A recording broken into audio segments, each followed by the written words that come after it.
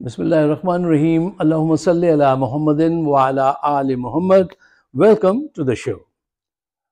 साहिब, कल से social media पर एक सियासी जमात दूसरी सियासी जमात के कायदीन के इश्क और मोहब्बत के किस्से जो हैं वो डिस्कस कर रहे हैं, जबकि माशी हालात ख़राब हैं, आप सब जानते हैं।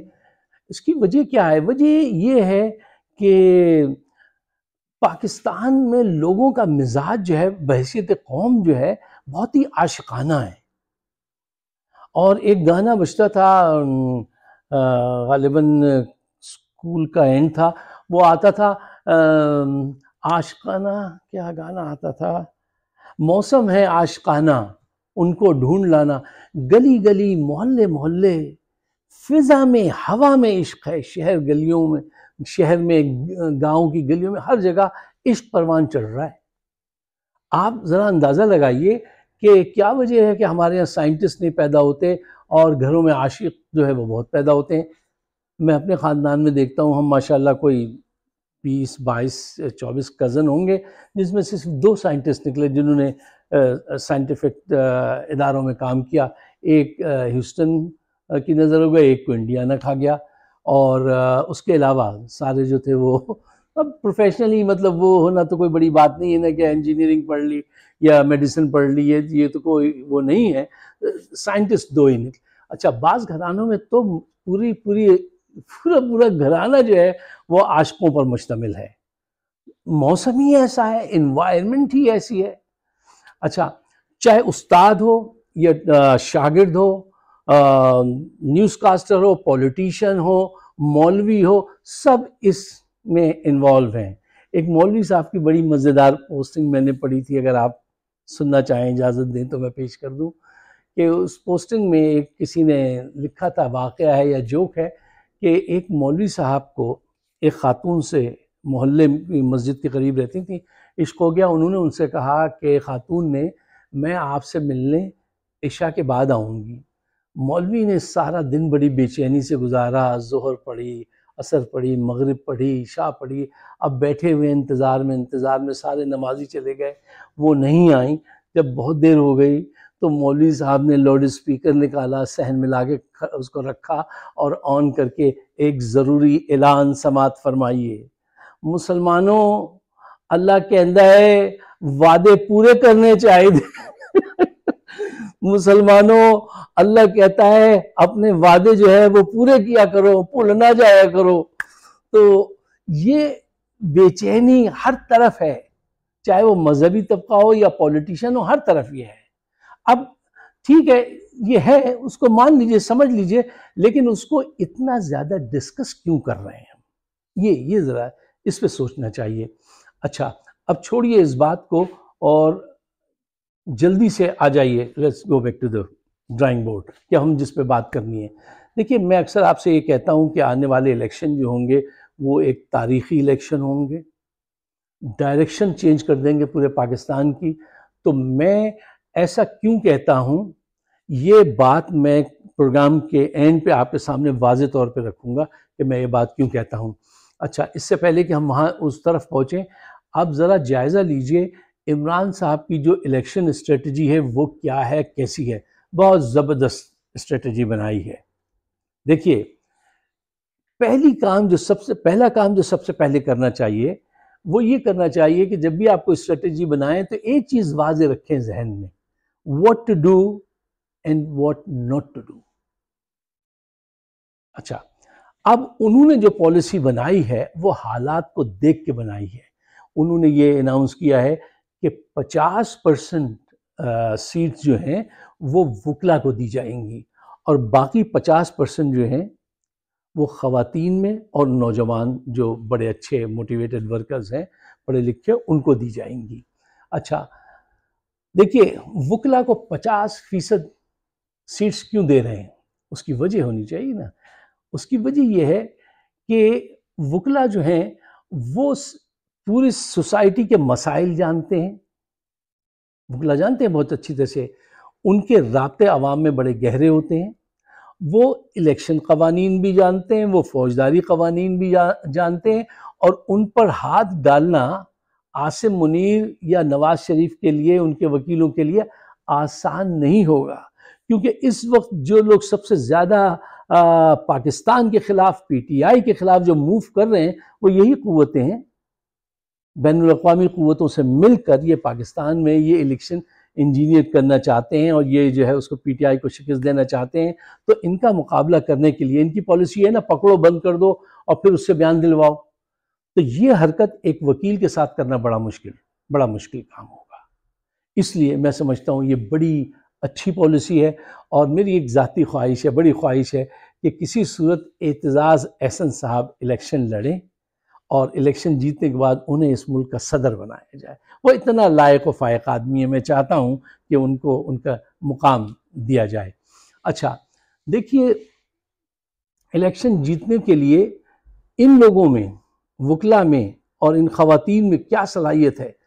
देखिए उनके पास क्या सलाहियत है अपोनेंट के पास? उनके पास एक सलाहियत है पैसे की, बाकी कुछ नहीं है। ये अवाम में निकलेंगे तो लोग इनको मारेंगे, इनका गिरेबान चाक कर देंगे। लोगों के घरों में इतनी गहरी गुर्बत है और उनकी निगाहों में इतनी नफरत है इनके लिए, क्योंकि वो मसाइल से लड़ रहे हैं।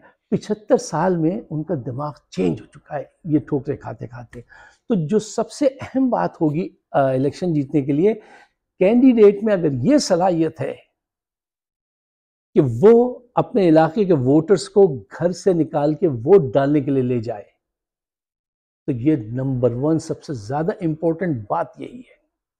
दूसरी बात कि जो कैंडिडेट हो उसको सोशल मीडिया का इस्तेमाल आता हो।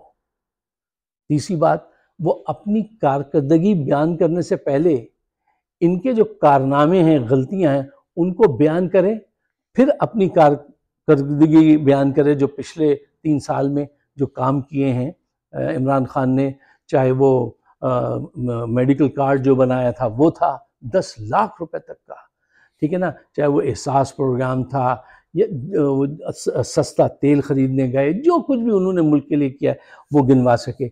ये सारी सलाहियतें वकला में बहुत मौजूद हैं। मुतवस्सित तबका इन कामों में बहुत तेज़ होता है और वो इंशाल्लाह आपको जो है रिज़ल्ट जो है वो निकाल के बताएंगे।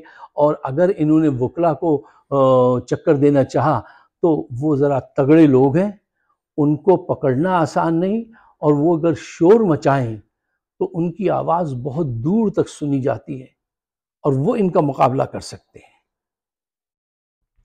अच्छा साहिबों, देखिए ये बात तो आप मानेंगे कि तब्दीली के लिए सोच का तब्दील होना बहुत ज़रूरी होता है। जहन कैसे बदलता है, सोच कैसे बदलती है?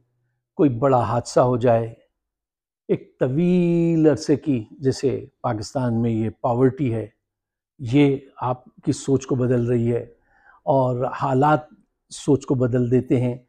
और जब सोच बदलती है, जब जहन बदलता है, तो फिर इंसान अपने मौक़िफ़ पे चट्टान की तरह कायम हो जाता है।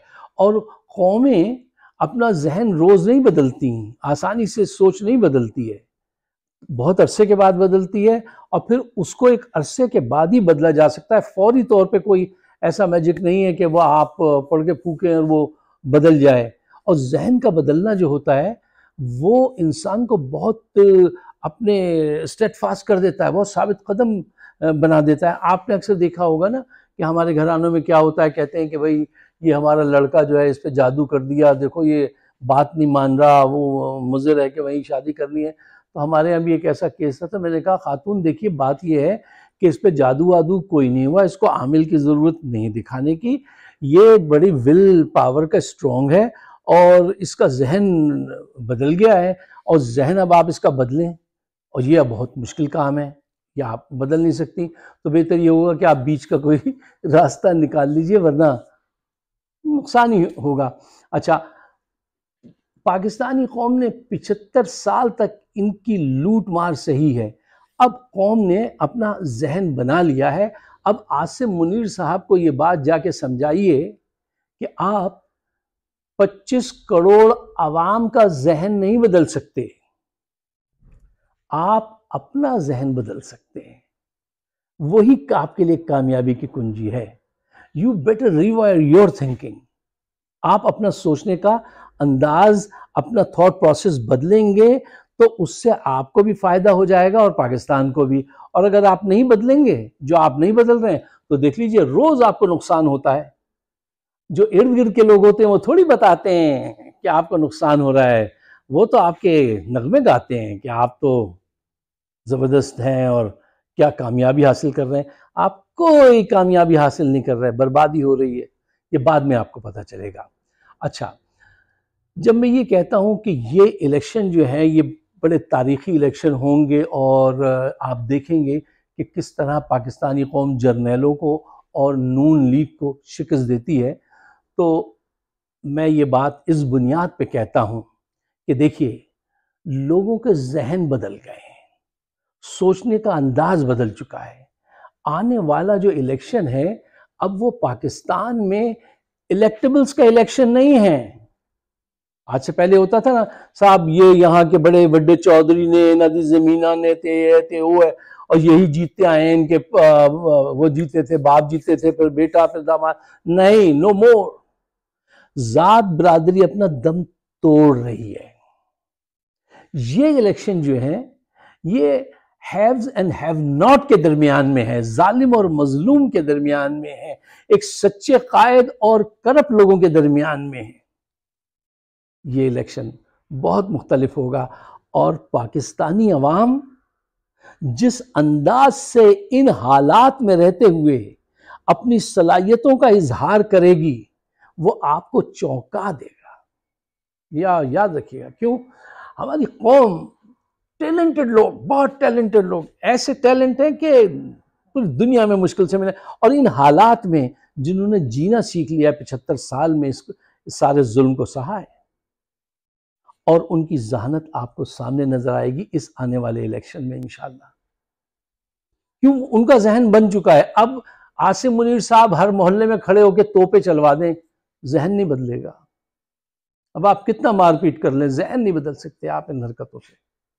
जहन ऐसे नहीं बदले जाते हैं। आखिरी एक गुजारिश मैं करना चाहता हूँ अपने उन दोस्तों से, उन साहिबान से जो जालिमों के साथ खड़े हुए हैं, चाहे वो जर्नैलों के साथ खड़े हों या इलेक्शन कमीशन में खड़े हों या मुल्ला फजलुर रहमान, नून लीग कहीं पे भी खड़े हों, और वो जानते हों कि हक पर वो है और ये सब गलत कर रहे हैं। उनसे एक गुजारिश है कि पाकिस्तान को बैरूनी क़ुव्वतों ने अंदरूनी क़ुव्वतों के साथ मिलकर जकड़ लिया है। तुमसे मैं ये नहीं कहता कि तुम इस्तीफ़ा दे दो या वो पार्टी छोड़ दो या वो डिपार्टमेंट इलेक्शन कमीशन से फारिग हो जाओ, नहीं, तुम वहीं मौजूद रहो, उन्हीं के साथ खड़े रहो। लेकिन जब जब मौका आए तो पाकिस्तान को थोड़ी सी फेवर दे देना। यार, इतना डिजर्व करता है पाकिस्तान, वहीं रहो। मसलन इलेक्शन कमीशन में काम करने वाले लोग जो ये डिसीजन मेकर हैं, उनके जहन में अगर तुम ये बात पहुंचा सको कि बल्ला जो है उसका निशान नहीं हटाना, अगर आप कोई किरदार अदा कर सकते हैं तो, या किसी जर्नैल को आप अगर ये बात सुझा सकते हैं कि जुल्म कोई रास्ता नहीं होता, इन खवातीन को छोड़ दो, कहीं पे भी मौजूद हैं वहीं पे मौजूद रहिए, और वहां पे मौजूद रहते हुए पाकिस्तान को थोड़ी सी फेवर करो। यार, पाकिस्तान का हक है, और अगर ये नहीं करोगे तो फिर यार क्या किरदार हुआ तुम्हारा। मौका मिला है कि खामोशी से, अक्ल से, चुपके से पाकिस्तान को फेवर करो। और जो मुखालफत में हैं, जो तहरीक के लिए खुल के काम कर रहे हैं, उनको चाहिए कि स्टेडफास्ट रहें। मैंने आपको बता दिया कि सलाहियतों का वो इजहार होगा कि पूरी दुनिया देखेगी कि ये कैसे मुमकिन हुआ कि एक आदमी जेल में बैठा हुआ था और 75% सीटें जो है वो जीता है। और जिन दोस्तों को टिकट नहीं मिल पाए इस मर्तबा, उनको चाहिए कि वो दिल बर्दाश्ता ना हो, वो देखें कि इमरान जेल से आने के बाद उनकी कितनी कदर करेगा। अगर आप मेरी बात समझ पाते हैं तो बराए मेहरबानी इसको शेयर कीजिएगा, मुझे अपने ख्यालात से नवाजिएगा। हमारा शो होता है फाइक सिद्दीकी शो ऑन यूट्यूब, उसको सब्सक्राइब कीजिएगा। आपका बहुत बहुत शुक्रिया।